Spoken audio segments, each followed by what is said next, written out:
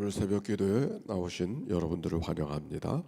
또 방송으로 이 말씀 마침을 깨운 모든 분들을 축복합니다. 이제 내일부터 이제 예배가 좀 더 정상화 될 수 있도록 그렇게 되었습니다. 그래서 50인까지는 예배하도록 그렇게 되어졌으니까, 그러니까 그것은 제가 이미 목회 서신에 보낸 것과 전혀 다를 바가 없으면 똑같이 가니까 예배할 수 있도록 그렇게 준비하시기를 바라고, 50인을 넘어가는 것은 좀 이렇게 좀 제재가 있을 것 같아요. 그러니까 예배자들을 외에는 그렇게 50인을 넘어가는 경우에는 그거는 조금 무리한 것으로 보여지지만, 어쨌든 예배하기를 원하는 분들은 예배할 수 있도록 하기를 바라고, 일부 예배 오신 분들은 그냥 바로 예배하고 돌아가시도록 하셔서 2부 예배도 이 예배실에는 같이 않으시면 되겠죠. 또 드라이브인 처치로 밖에서 주차장에서 예배할 수 있도록 그렇게 할 것이니까, 내일부터 우리가 예배하는데 열심을 다할 수 있도록 방송을 듣는 분들도 같이 마음에 준비하시면 되겠습니다. 교회 안에 한 방에 한 50인씩 이렇게 방이 여러 개가 있으면은 그거에 맞춰서 또 인원들이 확장되도록 그렇게 해서 교회가 영상으로 예배할 수 있는 곳이 여러 곳을 만들고, 필요하면 예배를 좀 더 늘리는 것도 좋겠다, 그런 생각을 갖고 있습니다. 그래서 규칙은 규칙대로 지키고, 또 교회가 예배하는 데는 또 어려움이 없도록 그렇게 해야 되겠다 생각하고 있습니다. 자, 오늘 성경에 있는 말씀은 이제 드디어 이스라엘 백성들이 가나안 땅에 들어가기 위해서 준비하는 작업들이 되고 있습니다. 민수기 21장의 말씀인데, 특별히 요단강 동편 쪽에 있는 땅들에 대한 이야기가 오늘 성경에 기록이 되어져 있는데, 거기 특별히 유독 아르논이라고 하는 그 골짜기가 있는데, 그 동쪽에 보면 제일 남쪽에는 에돔 족속에 살고, 그 다음에는 모압 족속에 살고, 그 다음에는 암몬 족속에 살고, 그렇게 되어지고 있습니다. 그런데 그 아르논 골짜기는 에돔과 암몬과 모압과 암몬을 아주 경계로 보여지는 그런 골짜기입니다. 그곳을 가니까 마치 제가 미국에 있을 때 그 그랜드 캐년 옆에 살아서 늘 그랜드 캐년을 보고 살았는데, 마치 그곳에 가니까 그 그랜드 캐년을 본 것 같은 그 아르논 골짜기가 확연하게 이 모압과 암몬을 갈라내는 그런 골짜기로 보여져서, 이건 경계가 될 수밖에 없겠구나 하는 것을 느낄 정도로 아주 깊은 골짜기가 있어서, 남쪽에는 모압, 북쪽에는 암몬, 그렇게 골짜기가 있는 것을 보게 됩니다. 그 암몬이라고 하는 것은 요르단의 수도가 암만이 아닙니까? 그 암만이라는 곳이 암몬의 수도였었고, 성경에는 헤스본이라고 하는 것으로 지금 등장하고 있는데, 바로 암몬, 아모리 족속의 수도는 암몬을 말하는데, 그 암몬은 지금의 도시로는 암만이라고 하는 도시로 소개가 되고 있다 하는 것을 우리가 이해하고 성경을 보면 좋겠습니다. 자, 오늘 성경에 있는 말씀, 민수기서 21장 1절부터 3절까지 있는 말씀 몇 절 읽고 시작하겠습니다. 시작. 네겝에 거주하는 가나안 사람 곧 아라세 왕이 이스라엘이 아다람 길로 온다 함을 듣고 이스라엘 쳐서 그중 몇 사람을 사로잡은지라. 이스라엘이 여호와께 서원하여 이르되 주께서 만일 이 백성을 내 손에 넘기시면 내가 그들의 성읍을 다 멸하리이다. 여호와께서 이스라엘의 목소리를 들으시고 가나안 사람을 그들의 손에 넘기심에 그들과 그들의 성읍을 다 멸하니라. 그러므로 그곳 이름을 호르마라 하였더라. 여기 가나안 사람들과 이스라엘 백성들의 전쟁을 지금 소개하고 있는데, 아마도 가나안 사람들이 이스라엘 백성들을 공격해서 몇 사람을 잡아가고 어렵게 한 것 같습니다. 그래서 백성들이 하나님 앞에 모세에게 중보를 부탁하는 이야기가 오늘 본문에 있는 말씀이죠. 2절 뭐라고 말합니까?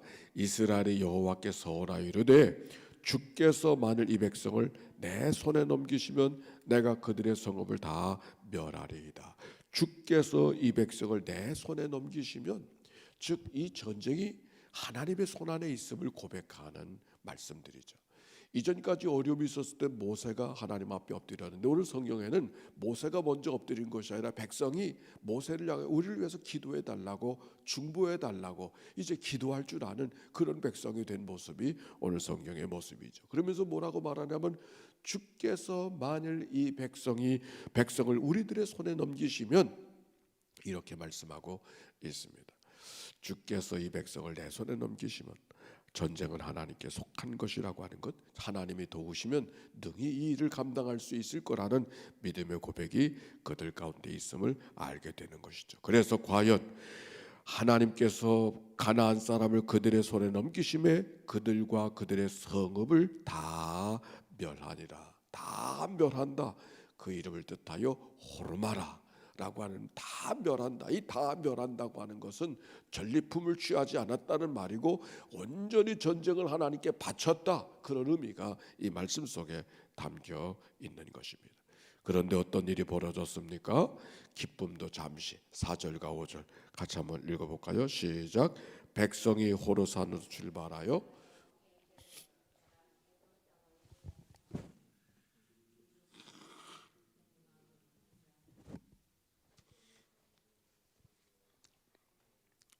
아침에 콧물이 나와가지고 다 읽으셨어요? 네. 거기 보니까 백성들이 어떻게 해요? 또 원망하고 불평하고, 그게 나오죠. 이 원망과 불평이라는 것은 습관인 것 같아요. 근데 그 원망과 불평이 이때만 그런 것이 아니라 지금까지도 계속되지 않습니까? 그러니까 이게 인간의 모습이죠. 뭐 이렇게 이 백성들은 왜 이렇게 원망과 불평이 많은가? 이 백성이 특별해서 그런 것이 아니라 이게 삶의 습관이라. 자, 또 그게 인간의 모습이니까 하나님께서 우리에게 이 말씀을 듣게 하시는 것이죠. 에돔 사람들이 길을 내주지 않아서 행로를 바꾸어야 되는 그들의 모습, 마음이 상했어요. 그래서 하나님 앞에 원망하면서 하는 얘기가, 어찌하여 우리를 애굽에서 인도하여 내어서 이 광야에서 죽게 하는가? 이거는 먹을 것도 없고 물도 없고 우리의 마음이 무엇을 싫어하노라? 이 하찮은 음식을 싫어하노라. 음식이 없는 게 아니죠. 음식이 없다는 말이 아니잖아요. 이것은 하찮은 음식을 싫어하노라. 맨날 똑같은 밥만 먹게 하느냐고, 맨날 똑같은 반찬만 먹게 하느냐고, 지금 그런 거죠. 음식이 없는 게 아니에요. 음식이 있음에도 불구하고 그것을 만나는 것이 되지 못했다. 그것이 늘 새롭게 되지 못했다. 뭔가 불편하다 하는 얘기를 표현하고 있는 것이죠. 하나님께서 어떻게 하셨을까요? 6절. 여호와께서 불뱀들을 백성 중에 보내어 백성을 물게 하심으로 이스라엘 백성들 중에 죽은 자가 많았더라 그랬어요. 여기 불뱀을 보내어 백성들을 물게 하심으로, 여기 불뱀이 뭘까? 제가 사막에 살아왔더니 사막의 그 뱀은 그 방울뱀이라고 그래가지고서 독사, 이 독이 있는 뱀을 의미할 것입니다. 근데 그 방울뱀은 아주 독사 중에 독사가 돼가지고, 근데 그 방울뱀은 이 꽁지가 딱 쳐들고 그 꽁지를 막 흔들면 소리가 나요. 그래서 뱀을 가리켜 방울뱀이라 그러는데 오늘 여기 성경에 방울뱀이라는 말은 없어요. 그러나 불뱀이라고 하는 것은 독을 주는 뱀이다, 그런 의미가 이 말씀 속에 있는 것이죠. 그래서 얼마나 그 독이 심한지 죽은 사람이 많았다, 그런 말씀이 옳습니다. 여기서 기억해야 될 것은 백성들이 가는데 불뱀이 나타나서 백성들을 물었단 말입니다. 여기 불뱀이 갑자기 만들어진 걸까? 원래 거기 있는 것일까? 어떨 것 같아요? 갑자기 만들어진 거예요? 원래 거기 있는 거예요? 신명기 8장에 보니까 이런 말씀이 있어요. 신명기 8장 15절. 너를 인도하여 이 광대하고 위험한 땅 광야 곧 불뱀과 전갈이 있고 물이 없는 간조한 땅을 지나가게 하셨으니, 그 불뱀은 원래 있었던 거예요. 갑자기 만들어진 게 아니요. 다만 하나님께서 그 백성들을 보호하셔서 불뱀으로부터 보호하시고 광야의 불기둥과 구름기둥의 백성들을 보호하여 주셨던 것처럼 그들을 뜨거운 태양과 이 한기로부터 그들을 보호해 주셨던 것처럼 하나님이 보호해 주신 것이죠. 근데 백성들이 하나님이 그 불뱀으로부터 전갈로부터 보호받았다는 생각을 갖지 못한 거죠. 하나님의 은혜 속에 있어도 하나님의 은혜를 은혜인 줄 모르고 살아가는 백성들의 모습. 그래서 음식을 보고도 이제는 하찮게 여겨지는, 은혜를 은혜로 여기지 못하는 이것, 오늘 성경의 부족이, 성경의 백성들의 문제가 어디에 있는가를 알게 하는 말씀인 것이죠. 우리가 살아가면서 우리도 그럴 때가 있지 않습니까? 우리가 하나님의 은혜 속에 살고 있지만 은혜를 은혜로 모르고 살아갈 때가 얼마나 많이 있는가. 오히려 은혜는 당연한 거고 불편한 거, 우리들의 마음을 아프게 하고 섭섭하게 하는 것만 섭섭하다고 이야기하며 살아갈 때가 얼마나 많이 있을까를 이 말씀을 통해서 찾아보게 되는 것이죠. 그래서 모세가 하나님을 향하여 기도하게 되는 거예요. 미안합니다. 오늘 왜 이렇게 아침에 모세가 하나님 앞에 기도했어요. 8절, 7절과 8절이에요. 읽어볼까요? 시작.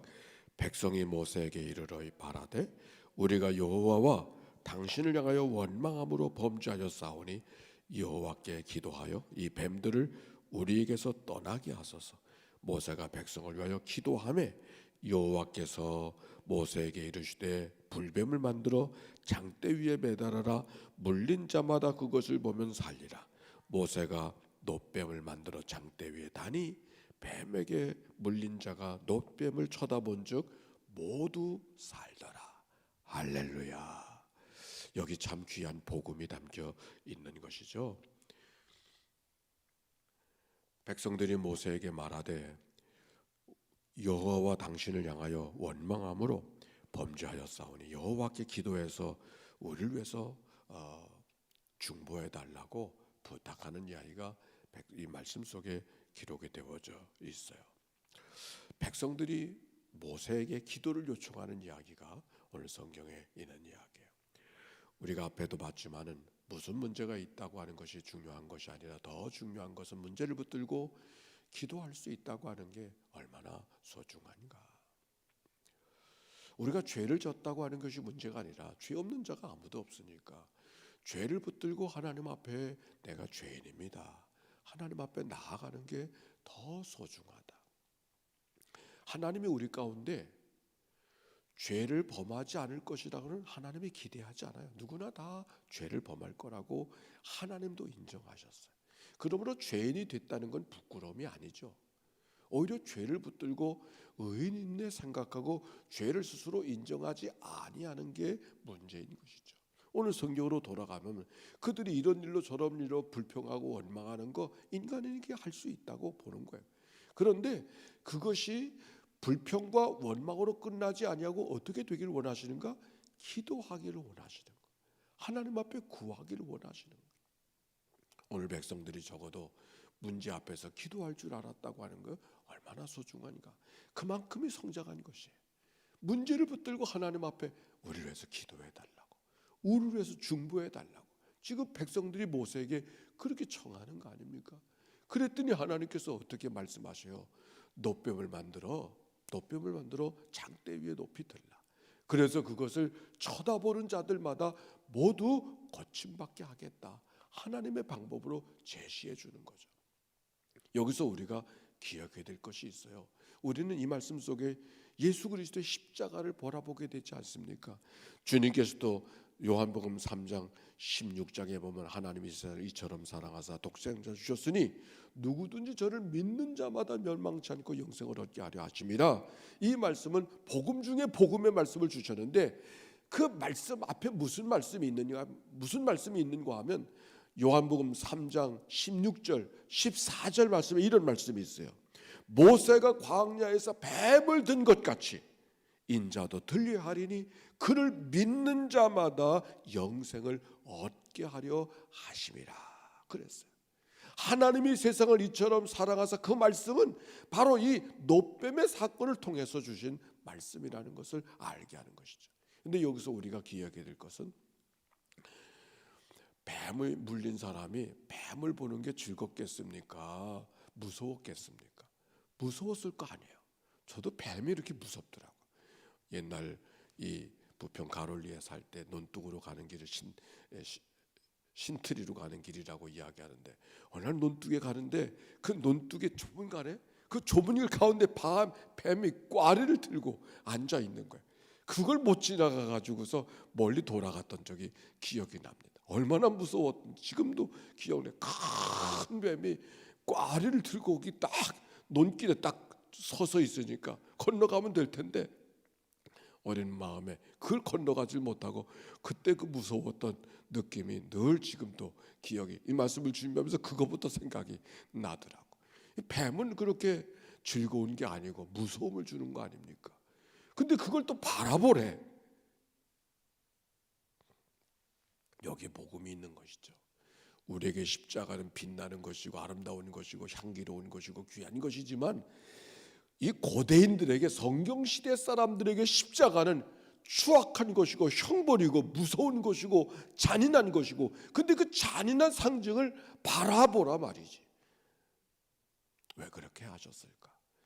뱀을 바라볼 때 뱀을 바라보는 것이 아니라 하나님 앞에 은혜를 당연하게 여기고 은혜를 은혜인 줄 모르고 불평하고 원망하고 살아갔던, 그래서 그 뱀에게 물렸던 자기들의 모습을 보지 않겠습니까? 우리가 하나님 앞에 뱀에 물려도 싼 그런 죄인이로구나 하는 생각을 하지 않겠습니까? 죄인인 것을 인정하고 하나님 앞에 부족한 존재인 것을 인정하고 하나님 앞에 연약한 존재인 것을 인정하고 주님을 바라봤을 때 거기 믿음의 역사가 나타나는 것이죠. 노뱀이 더 특별해서, 노뱀이 더 신령해서, 노뱀이 뭐 아주 상징적인 또 다른 신비한 존재이기 때문에 치료가 아니라 인간이 죄인입니다 고백하고 하나님을 바라보고 의지하는 것, 그게 바로 믿음이고, 하나님은 그 믿음의 역사를 통해서 치유의 역사가 나타나고 있음을 오늘 성경이 이야기하고 있는 것이죠. 오늘 말씀은 우리에게 십자가를 의미한다고 했습니다. 십자가는 우리에게 무엇을 의미하고 있는가? 그저 교회를 가리키는 상징이 아닌 것이죠. 내가 하나님 앞에 얼마나 죄인인가를 깨닫게 하신 것이고, 내가 죽어야 될 인생이 예수님이 대신 십자가 죽으셨구나 하는 것을 깨닫게 하는 그 상징이 십자가인 것이죠. 오늘도 질문합니다. 우리 앞에 다가 있는 십자가가 오늘 우리에게는 어떻게 바라보여지고 있는가?